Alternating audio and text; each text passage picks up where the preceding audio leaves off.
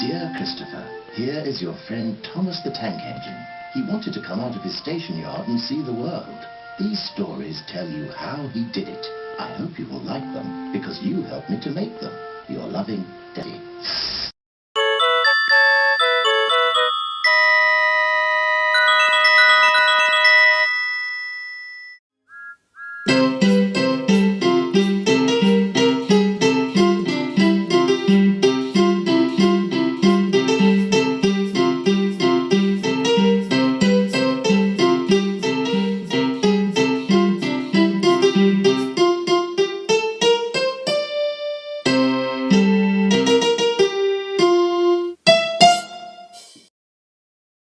There was a new engine on the island. His name was James. He was known for being very bossy to other engines and showing off how splendid he was. One morning in the yard, James was waiting by the station until the yard manager arrived. "James," he said, "you have a very important load to carry. It's by the yard." "Okay then, sir," said James, and he huffed away. Soon enough, James was at the yard and was trying to find his train.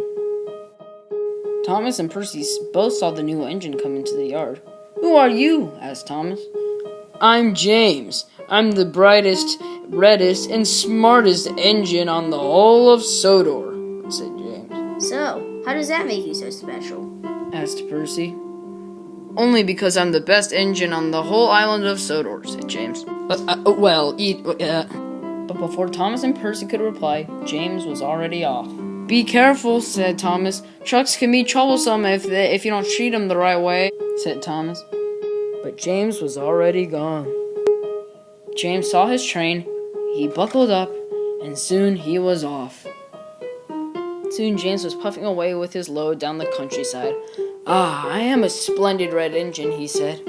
Soon James parked his load in the siding, and he was about to take off again. "Ah," he thought to himself, "I'm such a splendid engine." He was so busy focusing on himself, he didn't realize where he was going and that there was an old truck up ahead. He tried to stop, but it was too late. He had smashed into the truck, and he laid helplessly on the ground.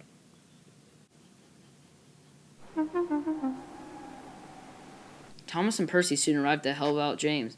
Well, they said. "Look who's fallen off the rails. You were being so bossy earlier, now look what's happened." "I'm sorry that I was bossy to you," said James. "Please help me out." "Alrighty then," they said, and they went to work.